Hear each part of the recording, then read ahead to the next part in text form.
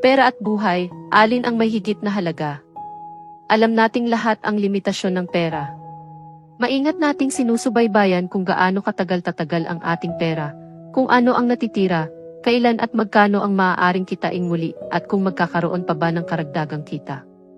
Ngunit ang oras ay isang bagay na hindi mo alam kung gaano katagal ang natitirang taon, buwan, linggo, araw o oras na meron ka.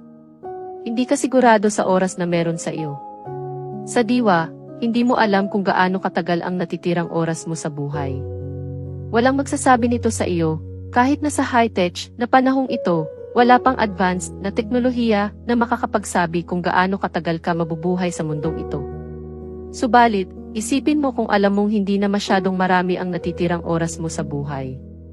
Sa ganitong sitwasyon, tutukan mo ang mga mahalagang bagay sa iyong buhay. Gusto mong maglaan ng oras at mag-alaga ng iyong mga mahal sa buhay sa nalalabing panahon. Titingnan mo ang mga pang-araw-araw na bagay na may ibang pananaw at hindi mo bibigyang pansin ang mga makamundong bagay, kabilang ang pera, katanyagan at pisikal na kasiyahan. Tiyak na ang lahat ng ito ay mangyayari. Sa harap ng ganoong sitwasyon, gagawin mo ang pinakamahalaga sa bawat sandali ng iyong buhay.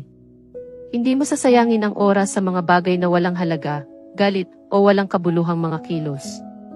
Tututok ka sa mga bagay na tunay na mahalaga, tulad ng iyong ugnayan sa Diyos, sapagkat Siya ang katotohanan, ang daan, at ang buhay, at Siya lamang ang makapagpapahaba ng iyong buhay at magbibigay sa iyo ng oras. Magdasal tayo. Panginoon, salamat sa pagbibigay sa amin ng lahat ng oras na ito. Salamat sa pangangalaga mo sa aming buhay at sa paggabay sa aming mga landas. Maraming beses, ginugugol namin ang aming oras sa mga hindi mahalagang bagay, lumalayo mula sa mga bagay na tunay na karapat-dapat ng aming pansin. Panginoon, turuan mo kami na magpatawad, pagkalooban mo kami ng biyaya ng pagpapatawad.